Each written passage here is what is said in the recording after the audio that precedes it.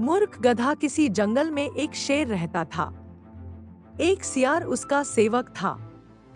एक बार एक हाथी से शेर की लड़ाई हो गई। शेर बुरी तरह घायल हो गया।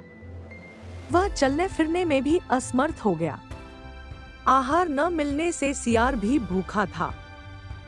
शेर ने सियार से कहा, तुम जाओ और किसी पशु को खोज कर लाओ जिसे मारकर हम अपने पेट भर सकें।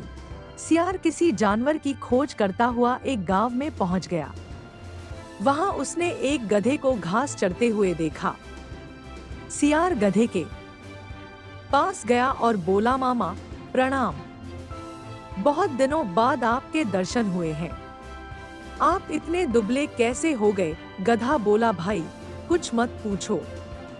मेरा स्वामी बड़ा कठोर है। वह पेट भर कर घास नहीं देता। इस धूल से सनी हुई घास खाकर पेट भरना पड़ता है। सियार ने कहा, मामा उधर नदी के किनारे एक बहुत बड़ा घास का मैदान है। आप वहीं चलें और मेरे साथ आनंद से रहें। गधे ने कहा, भाई मैं तो गांव का गधा हूँ। वहां जंगली जानवरों के साथ मैं कैसे रह सकूंगा? सियार बोला, मामा वह बड़ी सुरक्षित जगह है। वहां किसी का कोई डर नहीं है। 3 गधियां भी वहीं रहती हैं। वे भी एक धोबी के अत्याचारों से तंग होकर भाग आई हैं। उनका कोई पति भी नहीं है। आप उनके योग्य हो। चाहो तो उन तीनों के पति भी बन सकते हो। चलो तो सही। सियार की बात सुनकर गधा लालच में आ गया। गधे को लेकर धूर्त सियार वहां पहुंचा जहां शेर छिपा हुआ बैठा था। शेर ने पंजे से गधे पर प्रहार किया, लेकिन गधे को चोट नहीं लगी और वह डरकर भाग खड़ा हुआ। तब सियार ने नाराज होकर शेर से कहा, तुम एकदम निकम्मे हो गए। जब तुम एक गधे को नहीं मार सकते तो हाथी से कैसे लड़ोगे? शेर झेंपता हुआ बोला, मैं उस समय तैयार नहीं था, इसीलिए चूक हो गई। सियार ने कहा, अच्छा अब तुम पूरी तरह तैयार होकर बैठो, मैं उसे फिर से लेकर आता हूँ। वह फिर गधे के पास पहुंचा। गधे ने सियार को देखते ही कहा, तुम तो मुझे मौत के मुंह में ही ले गए थे। न जाने वह कौन सा जानवर था। मैं बड़ी मुश्किल से जान बचाकर भागा। सियार ने हंसते हुए कहा, रे मामा तुम उसे पहचान नहीं पाए। वह तो गधी थी। उसने तो प्रेम से तुम्हारा स्वागत करने के लिए हाथ बढ़ाया था। तुम तो बिल्कुल कायर निकले।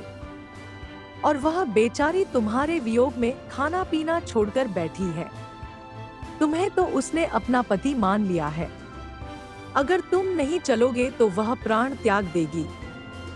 गधा एक बार फिर सियार की बातों में आ गया और उसके साथ चल पड़ा। इस बार शेर नहीं चुका। उसने गधे को एक ही झपट्टे में मार दिया। भोजन करने से पहले शेर स्नान करने के लिए चला गया। इस बीच सियार ने उस गधे का दिल और दिमाग खा लिया। शेर स्नान करके लौटा तो नाराज होकर बोला, सियार के बच्चे, तूने मेरे भोजन को जूठा क्यों किया? तूने इसके हृदय और सर क्यों खा लिए? धूर्त सियार गिड़गिड़ाता हुआ बोला, महाराज मैंने तो कुछ भी नहीं खाया है। इस गधे का दिल और दिमाग था ही नहीं। यदि इसके होते तो यह दोबारा मेरे साथ कैसे आ सकता था? शेर को सियार की बात पर विश्वास आ गया। वह शांत होकर भोजन करने में जुट गया। सबक: जो दिल और दिमाग से काम नहीं लेते हैं वो हमेशा किसी का शिकार हो जाते हैं, चाहे वो जानवर हो या फिर इंसान। मूर्ख को सीख: एक जंगल में एक पेड़ पर गौरैया का घोंसला था। एक दिन कड़ाके की ठंड पड़ रही थी। ठंड से कांपते हुए 3-4 बंदरों ने उसी पेड़ के नीचे आश्रय लिया। एक बंदर बोला, कहीं से आग तापने को मिले तो ठंड दूर हो सकती है। दूसरे बंदर ने सुझाया, देखो यहाँ कितनी सूखी पत्तियां गिरी पड़ी हैं। इन्हें इकट्ठा कर हम ढेर लगाते हैं और फिर उसे सुलगाने का उपाय सोचते हैं। बंदरों ने सूखी पत्तियों का ढेर बनाया और फिर गोल दायरे में बैठकर सोचने लगे कि ढेर को कैसे सुलगाया जाए। तभी एक बंदर की नजर दूर हवा में उड़ते एक जुगनू पर पड़ी और वह उछल पड़ा। उधर ही दौड़ता हुआ चिल्लाने लगा, देखो, हवा में चिंगारी उड़ रही है। इसे पकड़कर ढेर के नीचे रखकर फूंक मारने से आग सुलग जाएगी। हाँ हाँ कहते हुए बाकी बंदर भी उधर दौड़ने लगे। पेड़ पर अपने घोंसले में बैठी गौरैया यह सब देख रही थी। उससे चुप नहीं रहा गया। वह बोली, बंदर भाइयों, यह चिंगारी नहीं है, यह तो जुगनू है। एक बंदर क्रोध से गौरैया की देखकर गुर्राया, मूर्ख चिड़िया, चुपचाप घोंसले में दुबकी रहे, हमें सिखाने चली है।